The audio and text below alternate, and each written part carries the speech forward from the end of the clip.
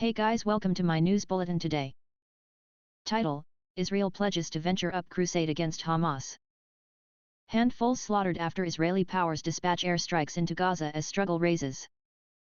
Israel has executed a few senior Hamas administrators in focused airstrikes in the Gaza Strip as the Jewish state pledged to venture up its mission against the Palestinian aggressor bunch despite worldwide admonitions that conflicts could trigger an out-and-out war. "We'll hit them like they've never imagined conceivable," Israeli executive Benjamin Netanyahu said in an explanation, adding that the tasks in Gaza were only the start. In the most noticeably terrible savagery since 2014, the Hamas assailant bunch that runs the Gaza Strip terminated 1,000 rocket dispatches for the time being that covered an air terminal, lit up the sky over Tel Aviv and sent a significant part of the Jewish state into reinforced hideouts. Israeli airstrikes brought down tall structures around there. UK Head Administrator Boris Johnson on Wednesday asked pioneers to move away from the verge as the enraged volley of assaults left 49 individuals dead in Gaza and 7 in Israel, including a trooper killed on Wednesday. Hundreds were harmed in the Gaza Strip and handfuls in Israel, as indicated by doctors on the two sides. Antony Blinken, U.S. Secretary of State, denounced the brutality and said the U.S. was sending Hadi Amr, the top U.S. official for Israel and Palestinian undertakings, to meet pioneers from the two sides. Blinken likewise addressed Netanyahu on Wednesday, accentuating solid help for Israel's entitlement to safeguard itself, just as the requirement for Israelis and Palestinians to have the option to live in well-being and security, as indicated by a readout of the call.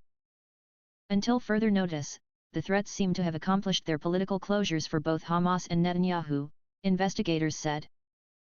Hamas has shown its capacity to strike profound into Israeli region, as far south as Beersheba and as far inland as the Ben Gurion International Airport. Hamas needed to show Israel that the Palestinian obstruction is much more refined, and just now, it terminated many at Israel simultaneously, said Mghimar Abu Saida, an educator of legislative issues at Al-Azhar University in Gaza. A huge number of Israelis were in covers, Ben Gurion Air Terminal was shut, and take a gander at the condition of uprising against Israel in the Arab Israelis. Also, Netanyahu, who was on the cusp of losing his prevalence, has reasserted himself as Mr. Security, his moniker in Israeli media. Plans to assemble an alliance to remove him, which required an Islamist gathering to back a traditional executive, have now officially been suspended. The Israeli military's forceful new head of staff, Aviv Kochavi, a year ago illustrated a triumph doctrine obliterating the biggest measure of adversary capacities as quickly as could be expected, with the most minimal number of setbacks.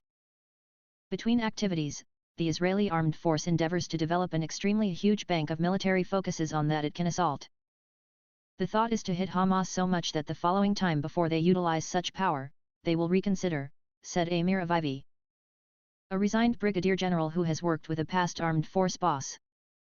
"We need to reproduce this prevention that has been lost over the long run." Kochavi was given the green light on Tuesday evening by Netanyahu to venture up the force of assaults. Overnight, the Israeli Air Force focused on senior Hamas authorities, done a 80 airplane fight that all the while focused on 150 rocket dispatch destinations and in 2 occasions overturned tall structures that the Israel Defense Forces said was being utilized by Hamas. Ghassan Abu El said, who lived close to one, said the structure's safety officer had gotten rehashed calls from the Israeli military to clear everyone. He depicted half-dressed families, an individual in a wheelchair and older individuals surging down the road to get to well-being. After 2 hours, the structure was annihilated, inciting an irate blast from Hamas into Israel. "This is aggregate discipline against regular citizens, so many are presently destitute," he said. "The Israeli occupation is intended to scare us, and to cause annihilation." This episode of fighting among Hamas and Israel was gone before by police utilizing elastic projectiles and nerve gas against Palestinians fighting at Israeli limitations around the Al-Aqsa Mosque in Jerusalem, a flashpoint between conservative Jews and passionate Muslims who both treasure the site it is based on. Many Muslim dissenters had been harmed over the course of the end of the week by Israeli police, who cleared the mosque with nerve gas, daze projectiles and elastic slugs. The Islamist Hamas, which styles itself as the defender of the place of worship, stepped in, terminating rockets that almost arrived at Jerusalem.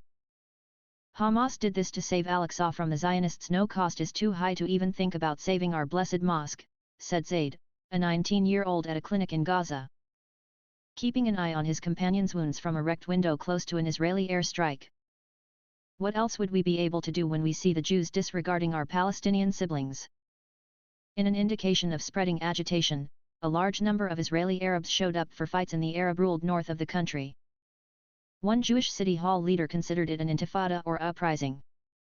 In Lod, a blended town of Muslims and Jews, police called for fortifications late on Tuesday, as dissenters consumed vehicles in a gathering place after the burial service of an Arab man killed by a Jewish occupant.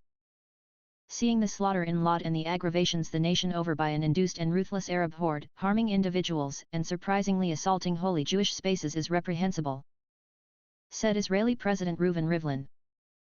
Israel faces developing global strain to show limitation, and its Western partners denounced Hamas for its aimless rocket fire focusing on regular citizens. Egypt, which went about as a go-between in past clashes, was sending 2 groups to help deal a truce, as indicated by an Israeli authority.